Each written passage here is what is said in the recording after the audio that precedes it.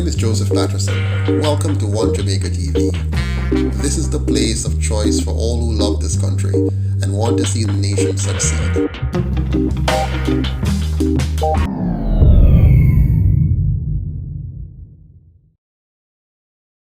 So, as you know, the Westminster system, we inherited that from our colonial masters when they supposedly gave us independence in 1962. And we have since then been using that system. In fact, we started using that system a little bit before that in 1944, about 18 years before we switched over to so-called independence. We're operating under what they call self-governance. So to the surprise of many Jamaicans, we have been kind of playing with this system for 78 years. 18 years of self-governance where we had a governor and a premier instead of a prime minister. First a chief minister, and then we end up with a premier. You might all know that the first premier was Norman Manley. And then when we got independence, the first prime minister was Bustamante. So we've had the pleasure or displeasure of working with these two parties and the system since 1944 to today in some way, shape, or form. So 78 years roughly in total. The Westminster system has some clear characteristics that affects the way we operate as a nation. It has a bicameral system, so you have a lower house and the upper house, and you all know this already, so I'm repeating what you know, but I want to draw your attention to some key things. So the upper house is the Senate, and the lower house is the House of Representatives. The executive branch of our government is drawn from the leader of the winning party. So your prime minister is normally the leader of the party that commands the majority in the lower house. The prime minister, being a legislator, is now also the leader of the executive branch of government. He or she has the power to appoint a majority of the Senate, 13 of the 21, and he or she has the power to decide which of those senators and which of the members of parliament he or she is going to appoint to cabinet to serve as part of the executive branch of government while still sitting in one of the two legislative bodies. The House of Representatives, where the MPs sit, they normally originate laws under the leadership primarily of the executive branch, and the Senate would approve, or not approve, or send back for amendments the laws in questions. But what this sets up for us is all the conditions for us to have a very corrupt system of governance, and we have seen and experienced that over the 78 years. I want to show you some key elements of the corruption so you kind of understand what's going on. If you are a senator appointed by the prime minister, one of your greatest desire is to be appointed by him further to be a minister of government. For example, a Ruel Reid. You take that person out of the classroom, out of the school administration, you make them a senator, and then you give them an executive function role in the Ministry of Education. And you've just set up the dynamics for some serious corruption. I'm going to get back to that in a bit. You can also use the Senate as a starting point to launch someone's political career.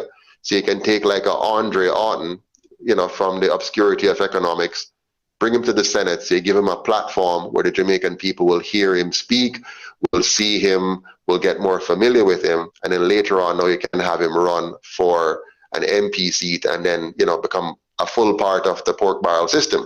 So what I want to point out to you here is how important a Senate appointment can be and who has the control over making that Senate appointment. Yeah, and it's the prime minister and the leader of the opposition. The leader of the opposition can appoint 8, the prime minister appoint 13, so you get a 21 appointment there. So you have senators now being kind of beholden to the prime minister, looking to him or her in a way that may impair their judgment in carrying out their functions. Because if you want to be considered for future ministerial positions, you may not want to cross the prime minister in any serious way if you're from the prime minister's party.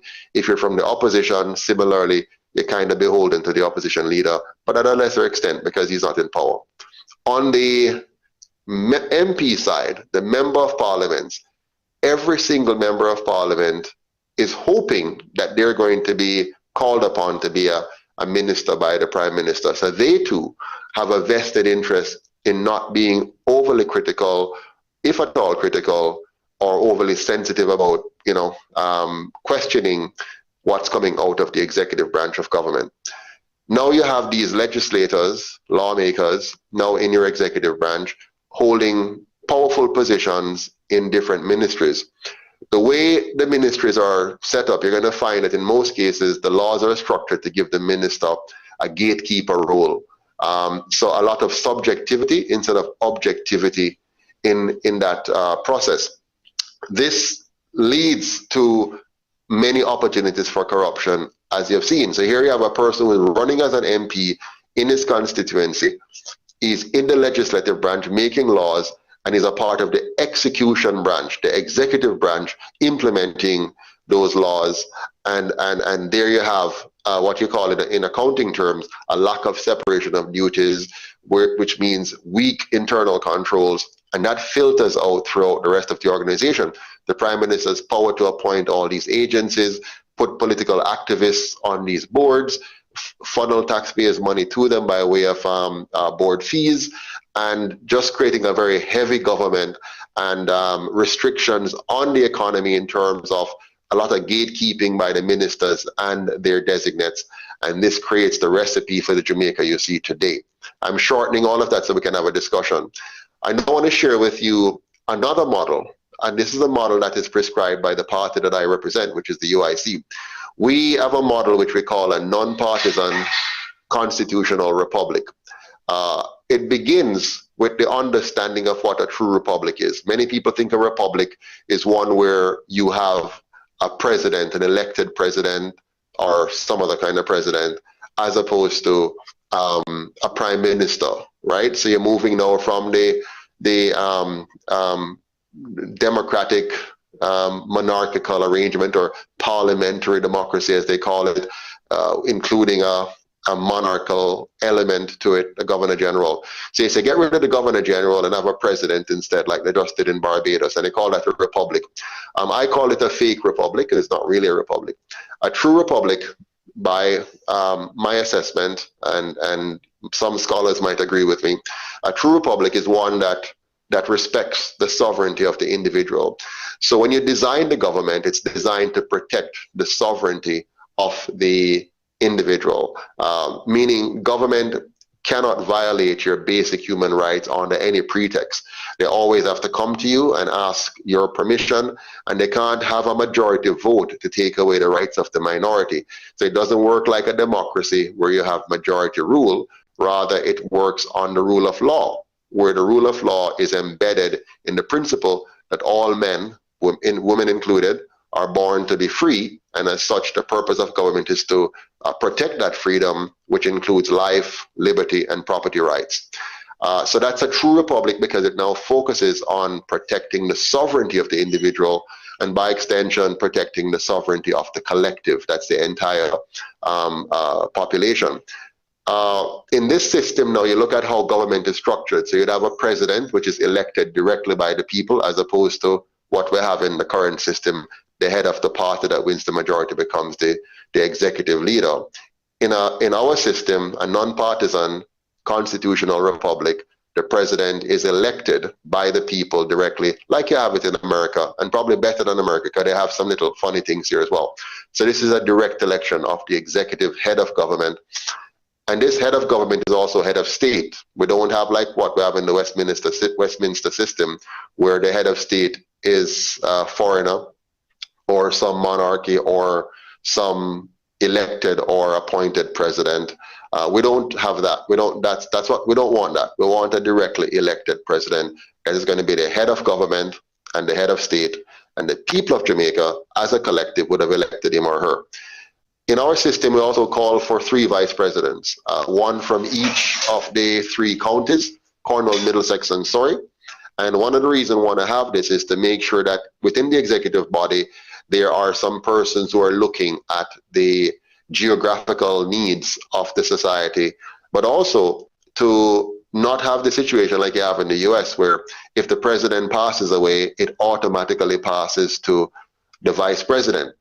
In a treacherous nation like Jamaica, that can be quite dangerous because your vice president could easily set you up. So I want to have 3 vice presidents, and neither of them know which of them would become the president should the president, succumbs to any, disease or sickness, or God forbid, some kind of assassination attack. So beyond that, we now go to the parishes. Right now, in the current system, the Westminster system, the senators are appointed, as I said before, by the Prime Minister and the opposition leader. In the UIC system, the senators are elected by the parishes. So each parish elect 1 senator and send them to what we call the Congress, the United Independence Congress, as opposed to a parliament.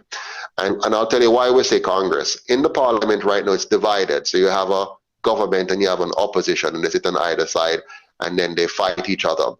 We're opposed to that. We're more in favor of a boardroom setting where you have competent individuals sit around the boardroom table and discuss the interest of the organization and make decisions based on that, as opposed to being automatically by design separated into specific camps as opposition versus government. You can never run a business like that. If you have a business where you separate your board into 2 halves and make one the opposition and one the board, the regular board, you're going to have significant problems. So what we propose is you don't have that divide. People come to the table as representatives, and that's it.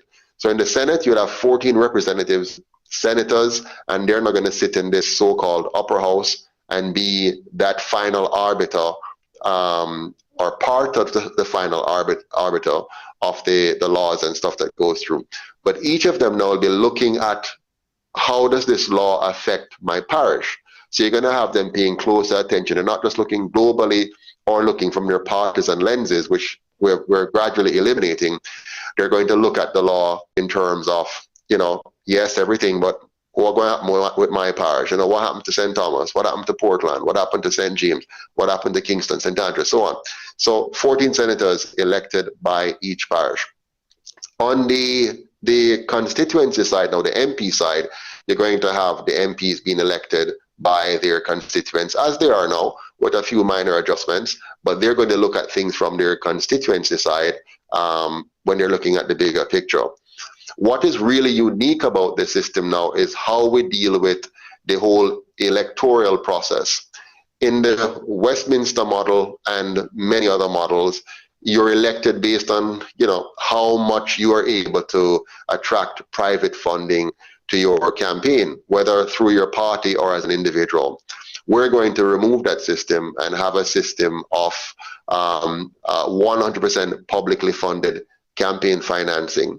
Now, hear that at first you're like, my God, how is that going to work? It's going to be like really unmanageable, maybe. No, the way we're going to do it is to make sure that there's a process for you to become a candidate. And that process begins with you demonstrating competences by way of a curriculum and standardized testing to see if you are fit to serve. We kind of borrowed that idea from the Singaporeans. They're very keen on having quality people serve as politicians and never just any willy-nilly person. So there's an examination process, a study process, which is open to all citizens free of charge. You do this course and you prove your competencies in, civics, history, economics, statistics, the things you need to function as a legislator. You can't afford to have somebody who don't understand basic civics and all that stuff to be able to then make laws. So we want to make sure once you pass that and you're qualified, you'll be allowed now to go into your community and secure some signatures from persons who wish to be your nominator. These persons, in order to incentivize them correctly, if they were to sign off on your nomination form to be one of the 50 or 100 persons that are required, depending on which level of government you're applying for, they know that when they sign off on this, they're losing their vote. They're giving that vote to you. It's not retractable. So they're signing that vote to you. So it's very critical. Once you've been able to pass those key thresholds, you now become eligible for the same access to radio, television, internet, town hall meetings, and debates as any other candidate in whatever constituency you're dealing with. So on the national level, the presidency, at the county level for the VPs, at the parish level for the senators, and at the MP levels at the local ridings or districts, right? And so within that context, let's say you applied. Now that makes you equal to the rich man, right? So the rich man can't get no more money than you, and you can't get no more money than him. So if you're poor, but you can go through the process and to prove your competences, then you're admitted. If you're rich and you can't go through the process to you disprove your competences, so you can't participate. So it equalizes everybody.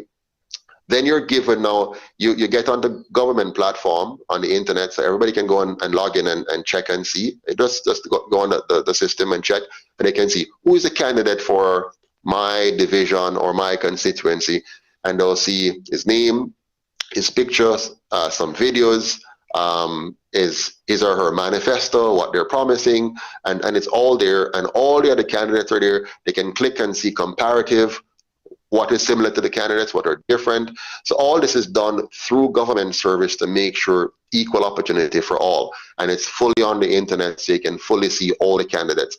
You can then now see the candidates on TV. They all appear on TV in the same segments where they can give their speeches. Radio, they get their same slice of radio. Not hearing you. You're not hearing me? Not hearing, Sir Patterson. I am hearing it clearly, so I'm not sure if students are hearing him clearly. I'm not sure if it may be an issue that is limited to you, Edwin. Yes, sir, I'm hearing him clearly. I'm hearing clearly, Edwin, so the challenge may be from your end. All right, wonderful. So I'll continue. Sorry about that, Edward. Hope you can pick it up. So as I was saying, so now the poor man and the rich man get the same access to the opportunity to run for office, having proven themselves through the competency methodology setup. Once when they're done, let's say have a town hall meeting in a particular constituency, all the relevant candidates for that constituency would be invited to the town hall meeting. They'll be provided transportation and everything, so that no matter how poor you are, you're not at a disadvantage. If you even need a suit because you don't have a suit, that was provided for you to make sure that you are comparable to others. And then the people, having seen you on radio, television, online, seeing you at the town hall meeting side by side with the other candidates, you're similarly automatically invited to the debates. Again, transportation provided if you need it. You are now on the same par with all the other candidates. The only thing that will differ is the content of what you share and your ability to share. So if you're not a good communicator, I can't help you with that. But at least you'd have gotten all the basics to assist you. This will ensure now that political parties and big business, or even illegal sources of funding, will no longer have a stranglehold on our politicians. They're now free and completely disengaged from all of that. So the party will become less important because the party can't give you much. No party will be allowed to fund any candidate or anything like that. There's no extraneous advertisement. It's all about the candidate and what they're standing for. So now the fluidity of candidates, be able to take sides on different issues as opposed to take sides based on party, will evaporate, right?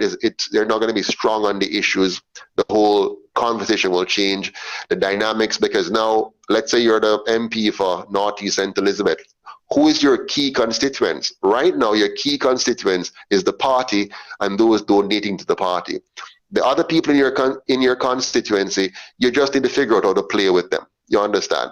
In the new model that we're bringing forward, those big business and the party become less relevant, if not totally irrelevant. And your greatest relevancy are your constituents now, because they have the complete command as to whether you're elected or not, based on how you perform as an MP or how you perform as a candidate. in the process. The final piece I want to share with you now. So remember, I talked earlier on about direct election of president. Parish elects the senators. The counties elect 3 vice presidents. The MPs and senators go through a 100% publicly funded campaign financing structure, which separates them from being controlled by big business or the political party. And the discourse is now in a Congress setting as opposed to a divided parliament. So I've explained that. The next big thing which you need to be aware of is how we now appoint ministers of government. Finance minister, education minister, healthcare minister. How do we get to these?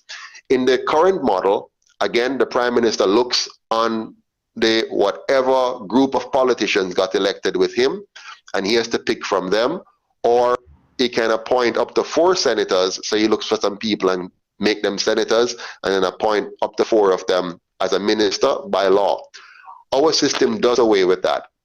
The president, together with the core team of the executive, which is the president, who runs on a ticket that includes the treasurer secretary, which would become the finance minister, and the general secretary, which will become the chief of staff. Those 3 run on the same ticket with the president.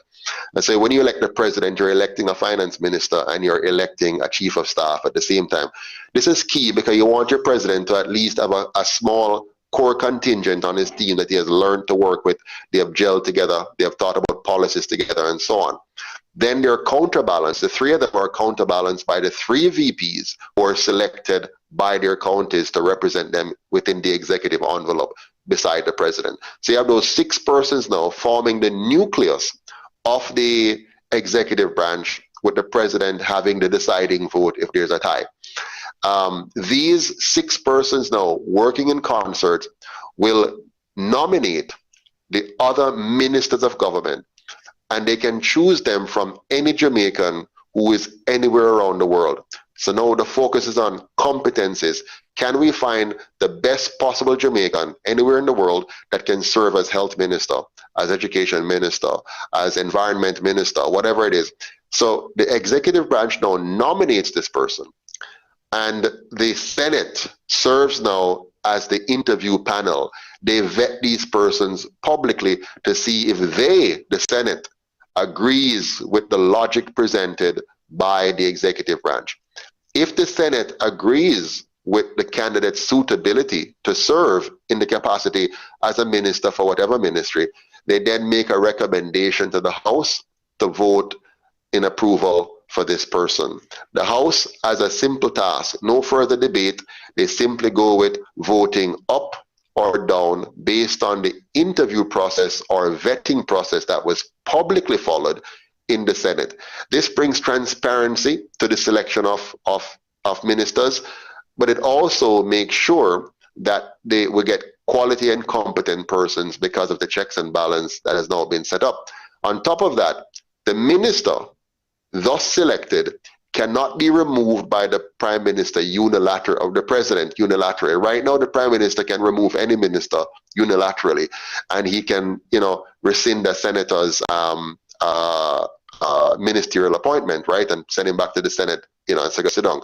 Or he can try to pull off what this prime minister did and get them to sign an undated resignation letter to try to be able to manipulate them. But outside of that, our system takes that away as a possibility. Once a minister has been appointed or elected rather through the House, the way I just described, nomination from the group of 6 in the executive, public vetting by the Senate, a public vote by the House to say get them into the position or not. Once that has been done, the president or the core executive cannot remove that person without going through the same process. This is key because what it does, it gives security of tenure to those who are now appointed to these positions. And it means over different administration, if a person is working very well, let's say you have a very strong minister of education, they don't just get kicked out of office because you have now elected a new president or a new senator or a new VP. Their tenure is determined by their performance, and the only way for them to be taken out is if the president through his core committee, ask for him to be removed and replaced with somebody else, and provides suitable justification. So this is going to really build up the competences, build up the focus, and build up the management. And remember, because the senators and the House of Representative members are not beholden to the executive branch, to the president or anybody, and they're free to think and act and argue as they see fit, they're now going to focus on holding the executive branch accountable. I'll give you one example. Let's say the executive branch decides to launch a new program of roadwork development, and they roll this out, that they're going to spend billions of dollars. Because the senators won't touch any of this money, and because the MPs won't get to touch any of this money because of how the system is now, separation of powers and whatever, right? Because they can't touch any money, and all they have are the people behind them to vote for them. There's no party affiliation that is great enough to pull them. They are going to stringently examine how every dollar of that budget is spent and look for every possible misdeed and bring that to Parliament or to the Congress and bring that to bear on the executive. This is going to be a phenomenal change in Jamaica when we have the system that I call a non-partisan constitutional republic. Questions and answers now, please. All right. Thank you so much, Mr. Patterson, for providing us with those insights and also identifying potential reforms that can improve our system of governance and government. All right. So now I will invite the students to. I'm sure you have burning questions to ask, and I'll now invite you to pose your questions to Mr. Patterson. All right. So Edwin, you may go ahead, Edwin. Thank you, sir. Thank you, Mr. Patterson, for the presentation. I think you have delineated the situation well as it relates to our state of affairs in terms of the system we have. But two questions. Have you considered rather any reforms that have been proposed? I know that we have had a reform agenda that Professor Bassiani had proffered sometime back. I think it was 2016 or so, where he proposed that we look at abolishing monarchy, restructure the government, having fixed date term limits, and other things. And also the UK themselves, they did significant reform 2011 to rework the model that we are using. Have you considered those as in looking at what best will suit our situation, and juxtapose that with the challenges that third parties have had to break the back of the two-party system? Thank you. So I'll take the last part of your comment first, the part on third parties, which I hope many of you in school will understand what's happening with third parties. No third party will ever be able to win in Jamaica unless the people of Jamaica are sufficiently educated and sufficiently frustrated to throw out what now exists. In order to educate the people of Jamaica, you need money in order to communicate, or you need dedicated persons who finally realize what's at stake and decide to wake up and to fight for it. I think for the first time in the history of Jamaica, we're now seeing that happening. We now have a situation, one second, we now have, I see my battery going, so I need to make sure I plug it in. We now have, for the first time in Jamaica, a third party that is actually really grassroots based. And that means ordinary citizens, poor people, are deciding to step up and make a difference in that. But it's very, very difficult for third parties to win because, the two major parties are fully sponsored by the elites of the private sector organization of Jamaica. So they're paying for these parties to exist. They're paying for them to carry out what they have been carrying out, and so they're underwriting the Jamaica you see today. Now to your other question, have I considered all of those other reforms that are proposed? I'm very practical and very pragmatic. All those reforms are nothing but window dressing. If you put in fixed election date, yes, you'll have fixed election. And so what you'll have is 1 year of campaigning before the date that comes, but it won't change the checks and balances problems that I've identified. So you'll still have the same thing, but now the Prime Minister will lose one of his tools, which is to spring an election and to manipulate it. Yes, some improvements there, but not enough to materially impact the quality of life of Jamaicans and improve the economy and improve our education, improve our healthcare. So that's not going to take us very far. So what I've noticed with all the reforms, like for example, you'd say Barbados has just reformed. They have now gotten rid of a head of state, which is a governor general representing the Queen of England, to a head of state which is almost meaningless and will still be just like the governor general, but now you call it a president, and it won't be obviously linked to the British monarchy, but will still be a part of the Commonwealth. So I am not interested in those mediocre small steps that are going to simply take us another 25 years to realize that they weren't meaningful. In 1962, when they gave us this fake independence, it took us now 60 years to realize how not meaningful it is. In 1944, when they gave us adult suffrage, it took 18 years for us to see how not meaningful it is.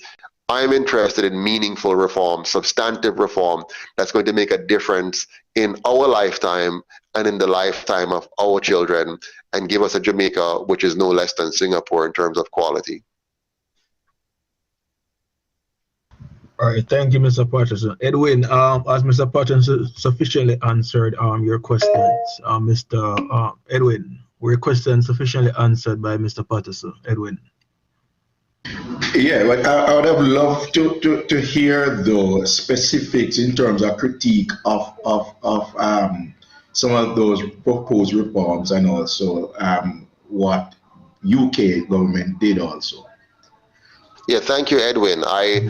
I could go into specific critique, but as I was saying before, I don't find them meaningful. I know that they make for wonderful intellectual discussions, but I'm the kind of person who prefers to cut to the chase and let's get to what really is going to work.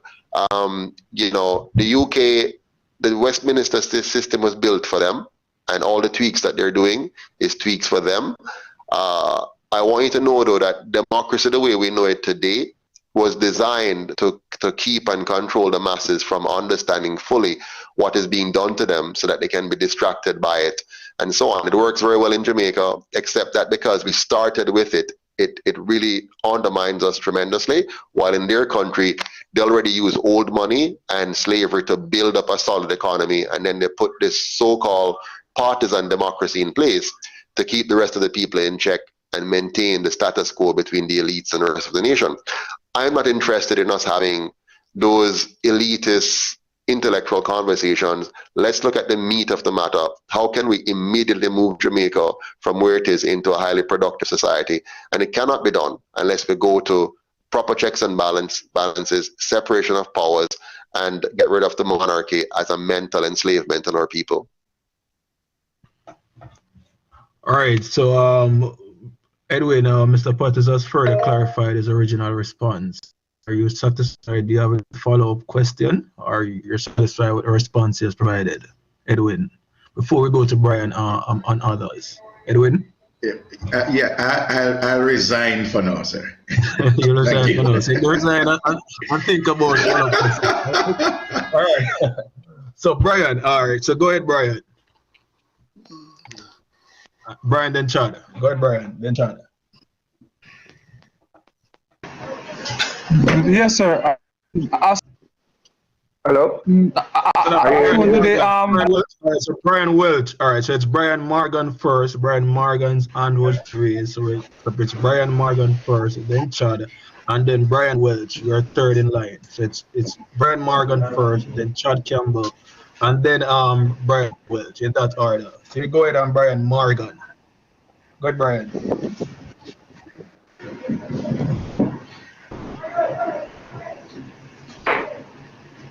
I think Brian Morgan is experiencing some connectivity challenge. All right. So Brian, Are you yes, able to hear me, sir? Yes, Brian, I'm hearing it now. Okay, go ahead. Brian Welch, Okay, turn off your microphone. Mute your microphone, Brian Welch. Brian Morgan, you may go ahead. Okay, Mr. Patterson, good day. Good day, sir. I am I am really impressed by the non-partisan political system that you just explained, and it's profound in the way it balances efficiency and accountability, as the existing parliamentary system magnifies efficiency over accountability. So the political system that you explained really create a balance that is realistic to the Jamaican culture and the Jamaican history into getting where we want to be, right? So I really have to commend you on that, and I'm really looking forward for this political system to be implemented in Jamaica. Thank However, you. uh, I've noticed one weakness based on my understanding, and that is how you get to being a minister, right? I understand that we need accountability, we need efficiency, we need persons who are qualified. However, I believe that in politics, focusing too much on qualification, knowing the imbalance that persons based on their upbringing and their community can face in garnering qualifications, I am concerned in how that might lead to the less fortunate not having a voice in the ministries.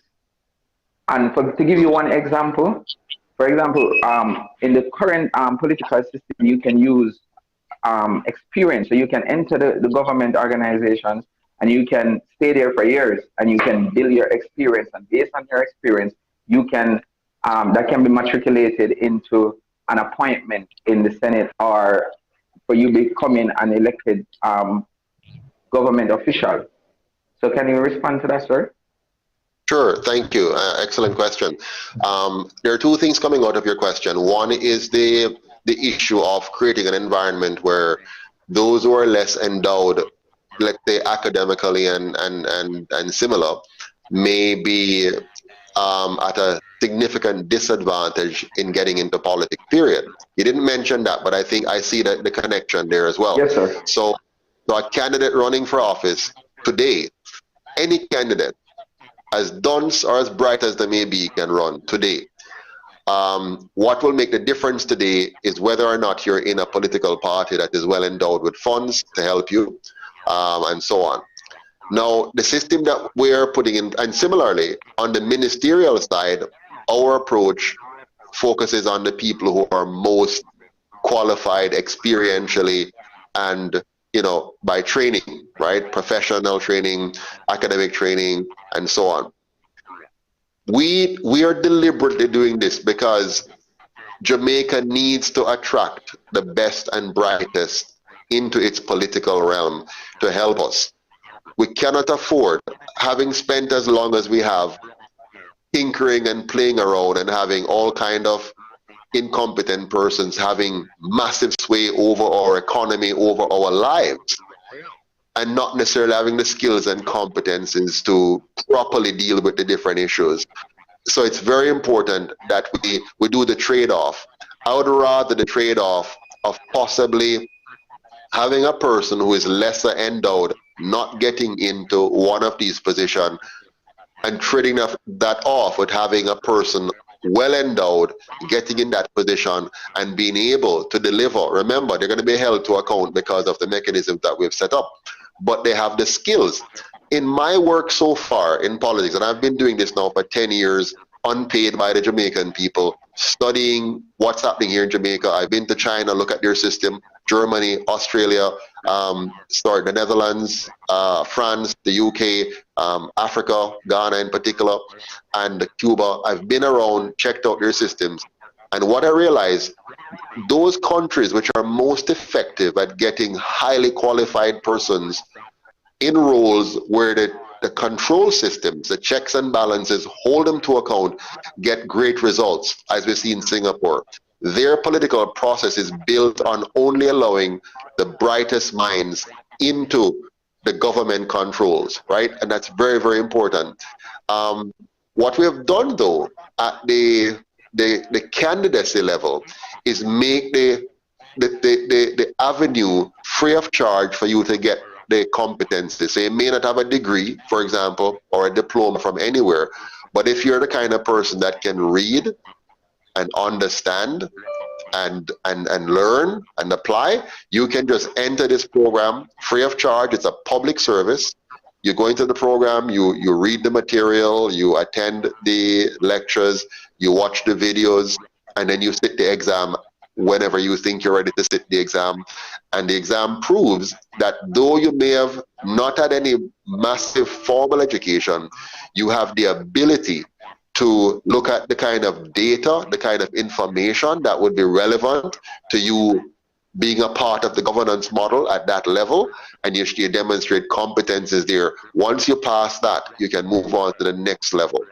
But we have to do this. We cannot afford to have people who are not able to deal with the mental strain of office, being in office, because it's to nobody's benefit. Well, to them, to their personal benefit, yes, but to the nation, you're doing yourself a disservice. It's time for us to have a meritocratic system, similar to the way Singapore has embraced meritocracy. We need that in Jamaica. We have to emphasize that now if we're going to rapidly develop our society, develop our economy, and develop our people to move forward. Yes, sir. Yes, sir. Thanks. I understand. But finally, one last thing. I must commend you that it is profound. Oh, because I've been spending 3 years trying to write a political system that is more applicable to Jamaica and Jamaican culture. And I must commend you because I was not able to create that checks and balance because I was trying to do it within the parliament. But when you show the difference with the parliament and the Congress, and how the Congress is like a boardroom setting where persons come to discuss, and also how you allow the members of parliament to be not so much party driven or serving to the leader because of the way how they acquire their seats or their position. You know, so I must commend you on that because this right now opened a lot of ideas to me to move forward in charting my own political culture that I think would suit Jamaica. Thank you very much, sir. You're very welcome, and you're more than welcome to, study it some more. I'm happy to share the details with you and to have you develop it because I'm sure I'm not the brightest guy in the room, right? There might be some other areas. I've taken, since I left Jamaica in 1993, 94, I left Jamaica. I was already getting involved in politics at the grassroots level, just helping, not running for office, but just dealing with community work. I worked in Seaview Gardens to help them to get telephone, proper sanitation system, a health center, police outpost. So I did a lot of work at the grassroots level before. I was in my late teens, early 20s back then, and I've always been searching for a system that would fix the poverty, the corruption, and the crime. So I've always been thinking about it. And then when I went to Canada and saw how I was able to live in my house without burglar bar, I said, no, sir, something wrong. Why we can't live in our house without burglar bar? And I see how easy it was for me to get my business set up. I didn't feel like there's this thing fighting against me. Like here in Jamaica, everything is hard to get done. And I study Canada and see how it's easier and easier. Now they don't have what I'm talking about in all of it. One of the things with Canada and the UK is the amount of members in the parliament are so large that many of them know that they'll never be a minister. So they don't have that kind of driving force that the others have, with the likelihood of being minister. So there are so many other things, but I studied carefully what's happening in Canada. Then I went to Ghana, and I said, Ghana is big. Ghana is the same size as Africa as Canada in terms of population. Canada has 30 million people. Ghana has 30 million people. Canada is a former colony of Britain. Ghana, a former colony of Britain. And when I studied Ghana carefully, I realized Ghana followed everything Jamaica did, almost to the letter. as a former black colony, while Canada shifted a little bit in some areas, particularly on the education side, and some core controls in terms of governance. And Ghana ends up being a rich country that's very poor because of the very same mechanisms that have been applied here. The longer I studied them, the more I was able to come to what you hear me sharing with you today. And I did that without a residency or any funding or any whatever. I just took the time and the years and worked on it until we got to where we are today. So thank you for the commendation. Appreciate it. And thank you so much, Mr. Patterson. Students, keep the questions coming. The questions have been very good so far. It shows that you're thinking critically about some of the issues of governance in our country. Very, very insightful comments and questions raised so far. Chad, go ahead, Chad. Chad, you may proceed with your question or comment. Yes, sir. Good afternoon. Good afternoon, everyone. Mr. Patterson, nice presentation, although you say you weren't really ready for this. I can see that you really know exactly what you're saying and you did some studies on it for over the years. But my question is, right, on corruption, you stated something about corruption, right? How does your system or your proposed system differs from the system we have where corruption is concerned? Right. So in the earlier part of my presentation, I spoke about the centralized power of the Prime Minister. Believe it or not, that is the primary seat of corruption in Jamaica. When you have the power to appoint senators and make some of them ministers, and you have the power to appoint ministers unilaterally in both cases, and the power to dismiss a minister unilaterally, power corrupts and absolute power corrupts absolutely. That's what's happening in Jamaica. When you also have the power to set up almost an endless list of agencies and boards and staff them with people that form the part of your political network and background, backbone of your political structure, immense opportunities for corruption. When you have a situation where a minister, by virtue of statute, has subjective roles where he can, subjectively decide who goes through the gate or not. When you have a constitution that does not protect the sovereignty of the individual, which allows the government then to have significant ability to infringe on your sovereignty in subtle ways. They can decide to infringe on your access to a bank account in subtle ways. They can decide on limiting the amount of persons or individuals or the types of individuals that can get access to, say, creating a bank. And you say, oh, a bank.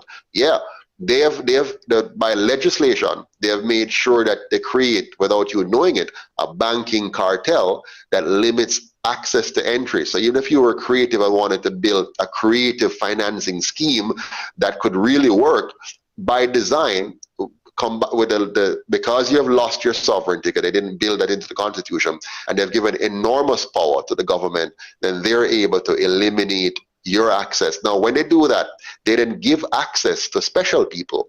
They give access to, you will get access to this market or to this level. You look at the ganja, same thing. With ganja, they put legislation in that robs you of your rights to be able to grow, plant, and process and sell ganja at will, because the system doesn't recognize you as sovereign. It only recognizes a different power as sovereign, and that sovereignty can then decide.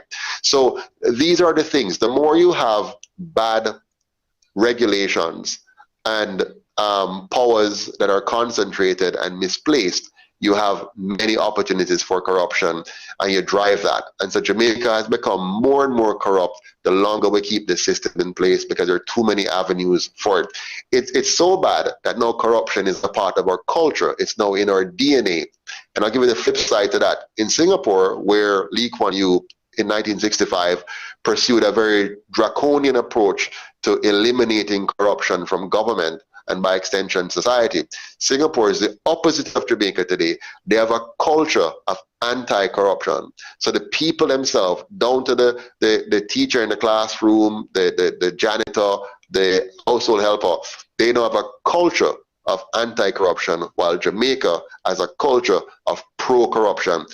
I was just at the tax office earlier today, And if I just call one person and say, I'm here, then they'll come and take my slip of paper, put it at the top of the pile, let me through quickly out of the sun, and I would get through the process quick, and go about my business. But because I decided not to do that, I'm going to just be like any ordinary Jamaican, I have to burn up under the sun, watch the bad treatment, the poor customer service, and so on. Once you have a poor system of governance at the top, the very structures I just described to you, it filters down to society and makes the entire society a corrupt environment. I agree with you, sir. I agree with you. Thank you. Right. Yes, I have one more question. Go ahead, Charlie. Yeah. Go ahead. Yeah. You mentioned something about the selection of ministers, whether they be locally or overseas. Mm-hmm. Wouldn't that be unfair to like future ministers who are in their respective country and working towards it, and if someone like outside their country should receive that position, or wouldn't that be unfair to them? No. The way I look at Jamaica and want us to look at Jamaica, Jamaica is more than just the physical island here. Jamaica is a people. And so I want to build a Jamaica that embraces all Jamaicans. And this is important. Because of bad governance for the last 78 years, we have lost the vast majority of our brightest people. That's just a fact. We have been, over the last several years, concentrating the weakest among us. Now, this might sound odd, it might sound bad, but it's the truth. So let's say every year you have 100 students graduating, coming out of school, okay? And let's say of those 100 students, 10 of them are really the best of the best, 10 out of the 100, 10%. It is highly likely that shortly after graduation, 9 of that 10 will be gone overseas. 1 of the 10 is left. And now you have the other 90, which are of varying levels of standards, right down to those who are the lowest of the standards in terms of competences, brain development, intellect, whatever, right? So year after year, you're increasing the concentration of those types of people. They're not getting the benefit of rubbing shoulders with the other 10 and start having cross-pollinations. Even if they might have been a bit slow, because of the interaction, they pull up a little bit and it gets a little better over time. We're not benefiting from that. Over time, what we're doing is more and more the scammer type, for example, more and more the dancehall skin it out type, for example. So you're getting a higher concentration of the wrong type. They're all important, don't get me wrong. Every one of them are valuable and important. But what you're not getting is the natural mix of the brightest and the not so bright, the in-between, that gives you that, what you call it now? It's like in chemistry, when you mix different elements, you get something new. It's a different element, very new product comes out. What's happening is we're ending up with one kind of product because other elements that should have been in the mix are being taken out. Somebody call it brain drain. So we now have to do a reverse brain drain.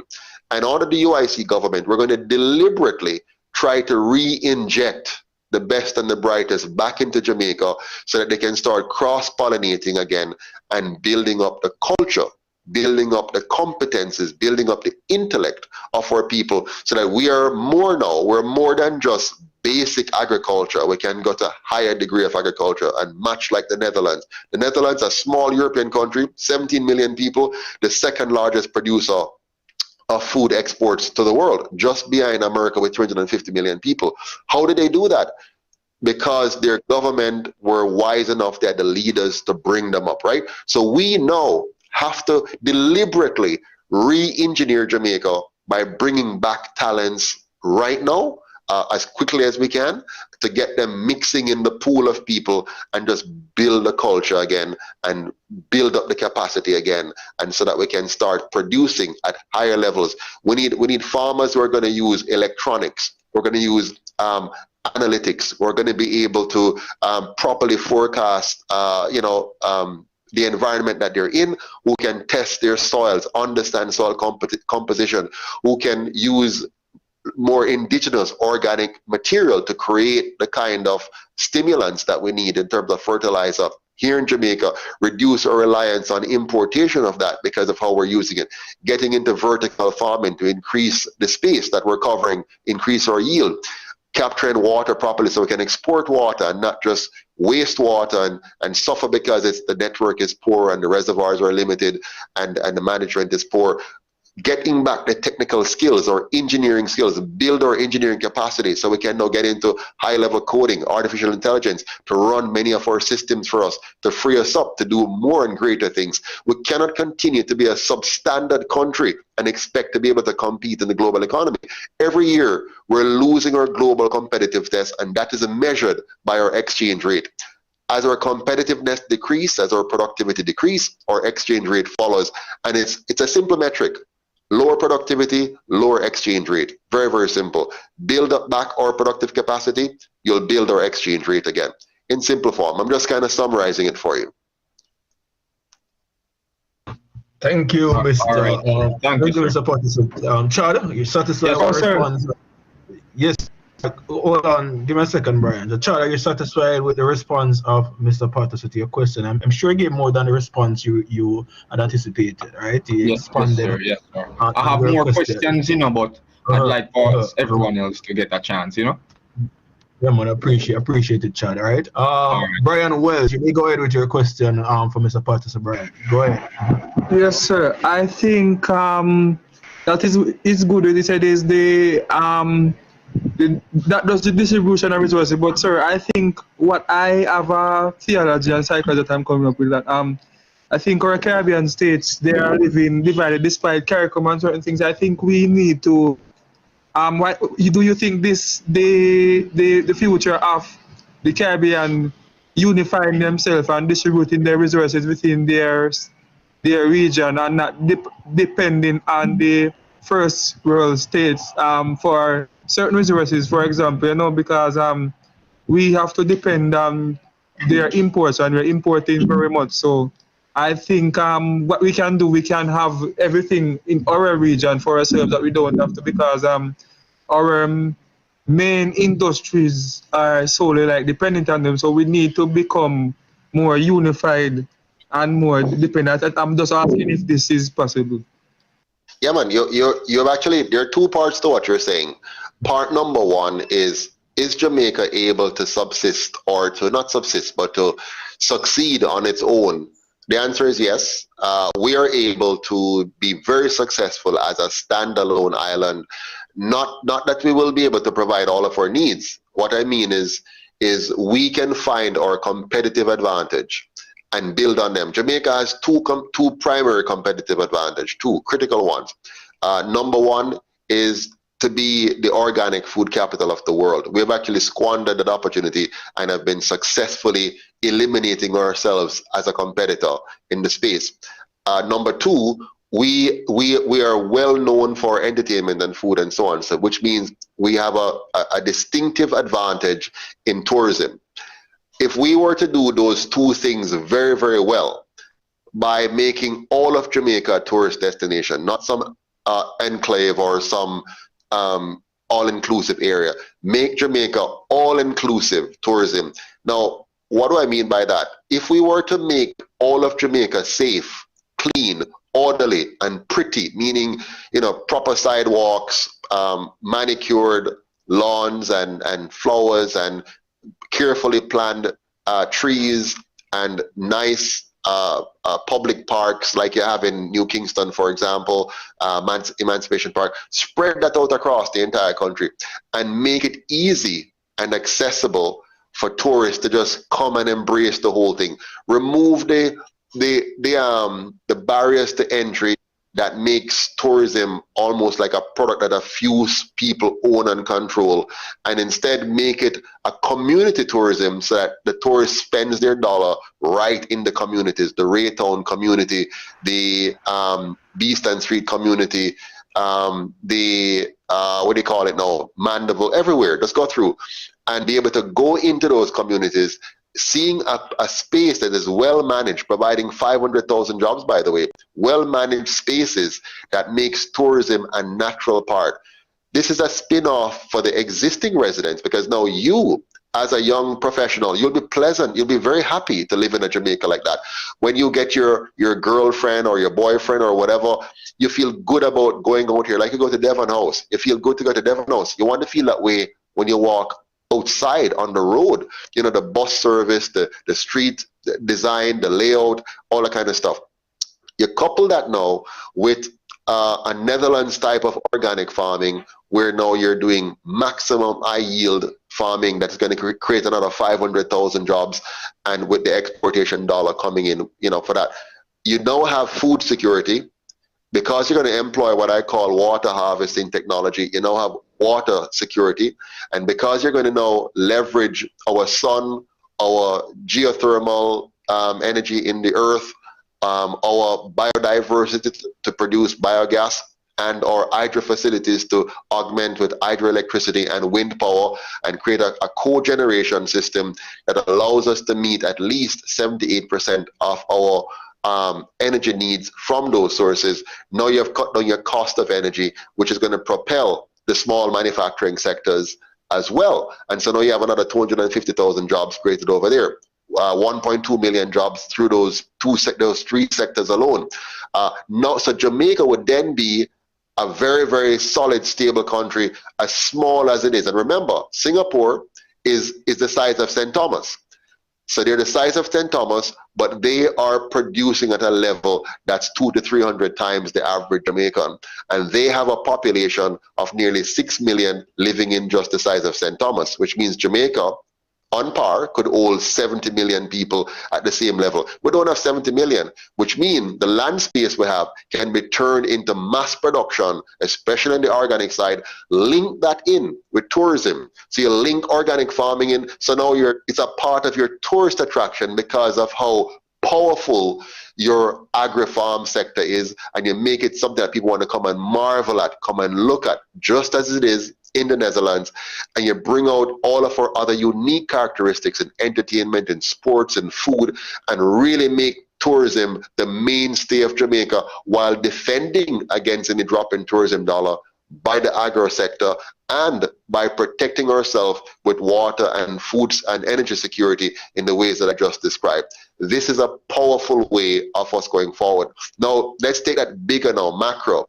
If we lead the way like that in Jamaica, it will be very easy for us to revisit federation, because now the weaker countries who have not followed yet our model will see that they want to have the leadership that Jamaica have. They want the direction that Jamaica is going, and now we can incorporate, you know, Barbados, Trinidad, the Lesser Antilles. Even we might be able to convince Cuba, convince Haiti to join us, and now create now what you call economies of scale, because now we would have had all of their combined resources, both mental, you know, human capital, and physical space and assets that we have there, and make the entire Caribbean a destination for the world in terms of tourism, food production, entertainment, arts, drama, and all the other things that happen. Oh yes, sir. I was saying that, sir. I see what you're saying, sir. Sir, can I say something else? I like what you're saying, sir. But sir, based on what we need to do, sir, and these are good enough, sir. But I'm saying that we need to, in the process of these, sir, we don't. This is where the public policy comes in, and the separation of powers and legislation. We need to have effective legislation, so foreign influence cannot take control of these when everything is done like this, sir, and everything is nice. We need to not have foreign influences in our Caribbean society, because we are not going to get the most benefit of what everything is going to go on, because when everything is nice, sir, but at the end of the day, sir, if is really benefiting the Caribbean people, that is what I think, sir. Yeah, and also, you know, I fully, yeah, go ahead, yeah. Mm-hmm. So, you know, sir, we need to, and also we need to have different industries that you see the first world states having. I know that they care the agriculture and the tech and the tourism as well, but we need to move more diverse into more sectors like logistics and other high fluctuating sectors in which the countries are doing, for example. You know, so we need to get some more industries that we see over their country, and we can do it. Like we can produce like we say, production of certain things or certain things that over there, so we can do it for ourselves in the Caribbean, sir, but more Caribbean in it, and not just So Brian, two things you're saying. One, you're talking about protecting ourselves from foreign influence and takeover of our economy, which is very vital. And the second thing you're talking about is diversifying our sectors so that we benefit from diversity and so on. On the issue of diversity, it's very important that we're in a global economy. If we don't specialize, we will die. And the reason being, you have to have something that makes you a distinct player in the global economic context. We can't be all things to all. But you're right, though, that while we're doing that, we must be investigating and allowing new industries to percolate.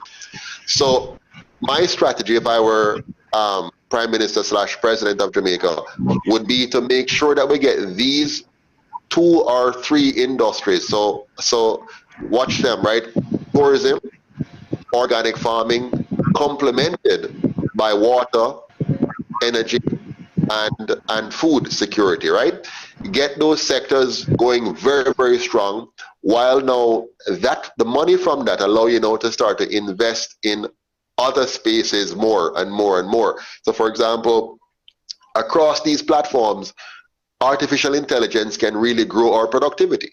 If we can build, let's say, our greenhouse facilities so that you have 1 man to 20 greenhouses, because the technology is allowing you to work so well and so fast, then you're now building your scale much better. You can now keep increasing and using up more and more of our land space in a very efficient way, right up to the hills, and we're now putting out more production. So Jamaica, a small country like Jamaica, can now be as big a producer as a large state in the US, because of how now we're using all this knowledge you're talking about, the coding, the artificial intelligence, the new technologies, and so on. We don't have to build all the pieces.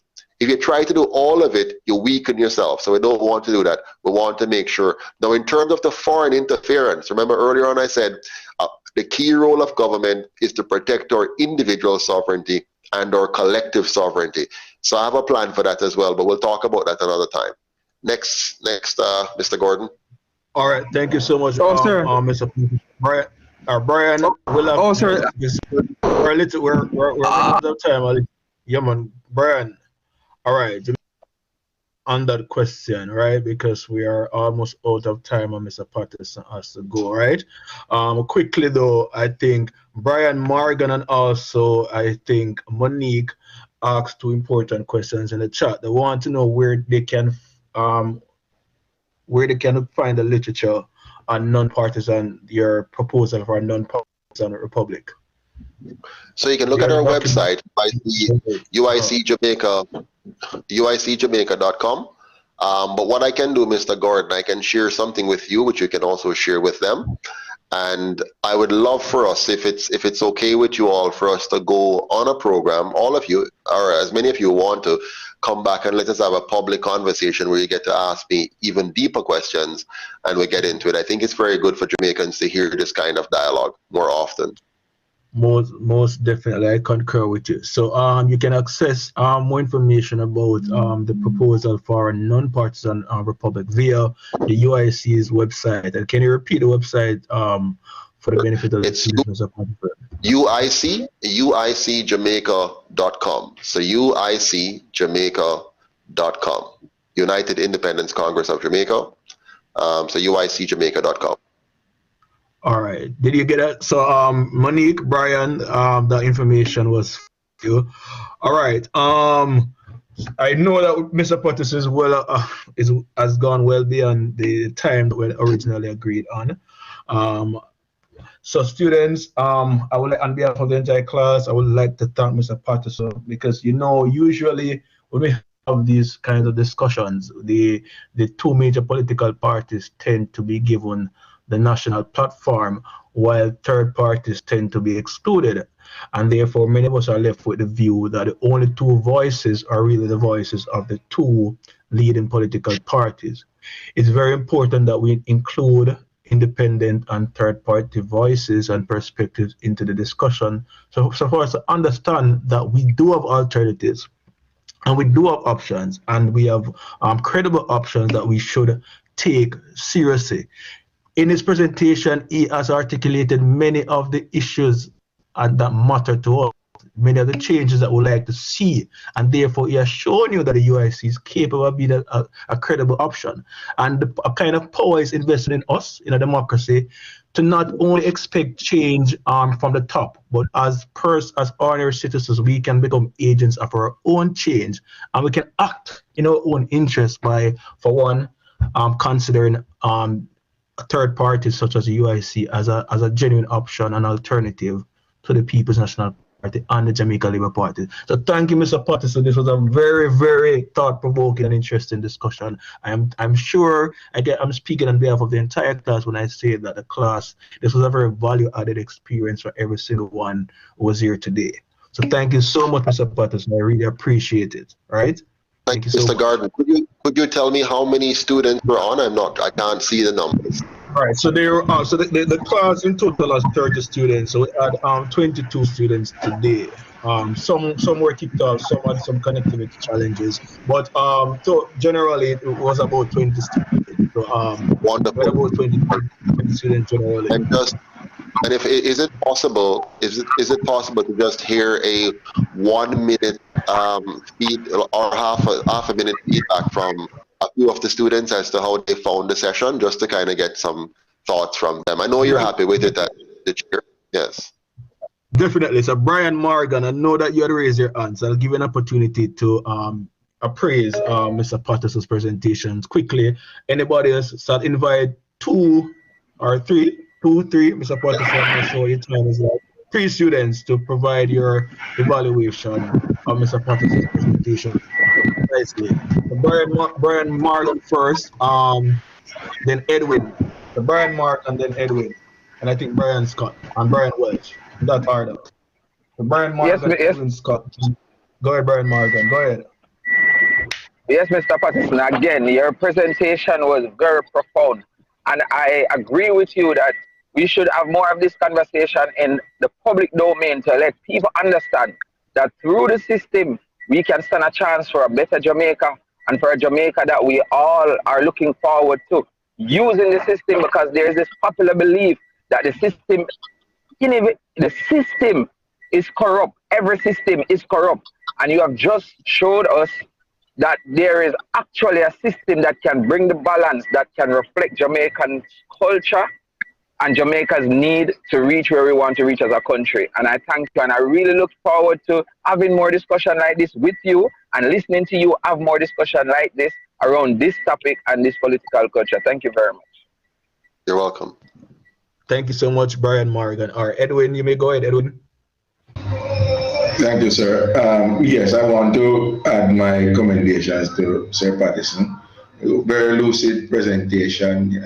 Clearly, you can see that it's not something you regurgitate, but you have taken ownership of this and the passion that you speak of. I just trust that more platforms will be provided so that you can seek to air the plans that you have for Jamaica. And I believe one of the things, as Mr. Gardner was speaking, one of the things that came to mind was the fact that even in this budget presentation period, if you could find the means or the mechanism to provide the balance in terms of what the UIC is offering, versus what is being debated, and keep it in the media, because I think that would really redound to the party being more accepting and persons becoming more aware, so that they can give due consideration when a choice is to be made. Thank you.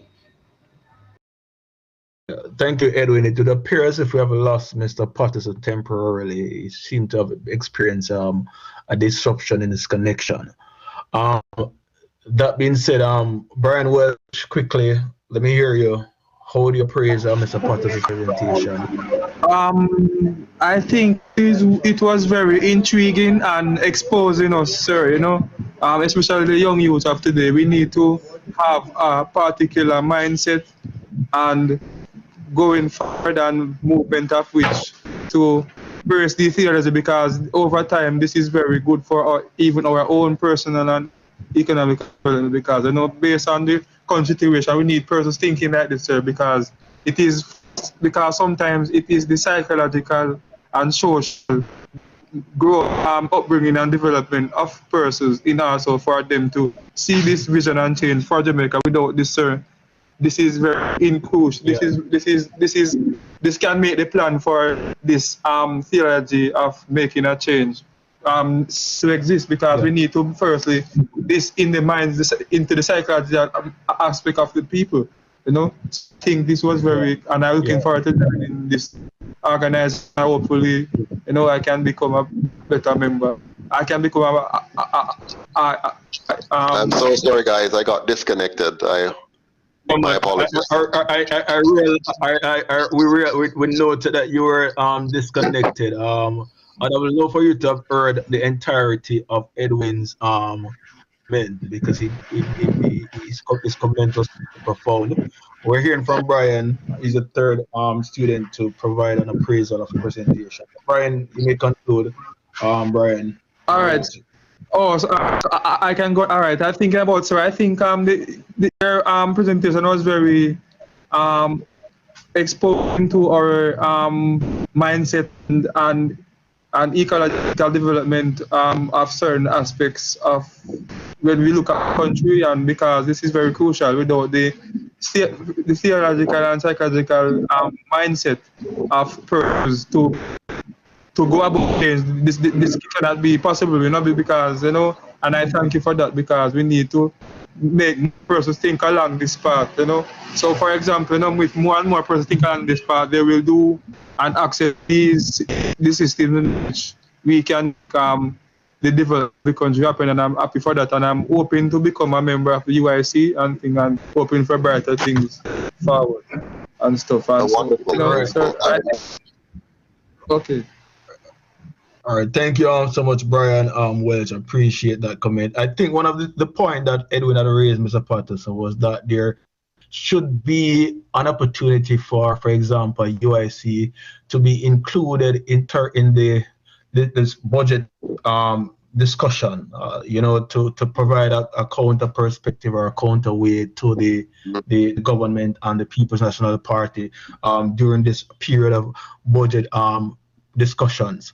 I think that was one of the suggestions that Edwin had made, and I think that's a very credible suggestion as well, because I'm sure you'd have wanted to add some context or some content or provide some alternative perspectives or some alternative areas that perhaps need to be prioritized in the budget, so that would have added some value to the whole process.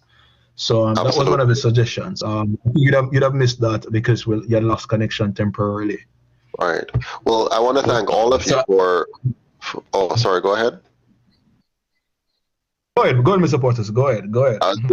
I want to thank all of you. Well, first of all, you, Mr. Gordon, for taking the time to invite me to participate, because you could have chosen not to, but you chose to. And I want to thank the students for their patience to listen to all of this and then to ask pertinent questions and give vital feedback. On top of this, I want all of you to be aware that Jamaica is not as it appears. So, for example, being a third party means that those who control the media can decide that you are not to be heard. If we did not have social media today, so when you're comparing us with what has happened with previous third parties, remember, third parties before now didn't have social media. Social media is kind of freer because anybody who has internet access can put something up on social media. In the past, you had to get access to newspaper and access to radio and access to television, and the powers that be could simply cut off your access more easily. They're even now as we speak trying to find ways as to how they're going to cut off the access of us from even social media by doing all forms of censorship and these. So I want you to be sensitive to these things. And so when people look at a third party, oh, they can't win, you need to understand what is impeding these third voices, if you will. In fact, in Jamaica, what we have now are two voices, because the other two parties are really one voice. They speak for the PSOJ and the colonial powers. They might say the words differently. They might suggest that they're speaking different things, but they're really one voice. So now what you have in Jamaica are two voices. One that is easily heard because those who sponsor the parties also sponsor the media, control the media. And then you have the UIC, which is another voice, which is only funded by the people of Jamaica through small donations and is impeded from access to the regular media channels. So you as young men and women now have to realize this problem and rise up and find a way to help to mitigate this by, I was shocked. Everywhere I go now, I meet old men and women as well, who are telling me that they're watching UIC Liberty TV. That's where they're getting their content. That's where they're learning about the UIC. I got lost in Kendall on Saturday trying to go to a UIC event in Christiana, and a man ran up to my window in a marina. I thought he was coming to attack me. Him said, Mr. Pat, are you watch by UIC Liberty TV, And he turned around his car and his wife and carried me to the location that I was trying to get to. And it's all because of social media. If we didn't have that, he would not have known anything at all because the media is blocking them. So you, my friends, you are the next level. You are the next, you are the key to helping the rest of Jamaica learn that there's another way and help them to understand that other way. And possibly you might be the very ones to implement this UIC model one day, because, I'm 51 years old now. I've done 10 years already. So from 40, 41 to now, and you're in your 20s. I'm looking forward to you to carry Jamaica to the next level. And I'm doing my best now, but I need many of you to take up this banner and carry it further. Thanks again for your time. Really appreciate it.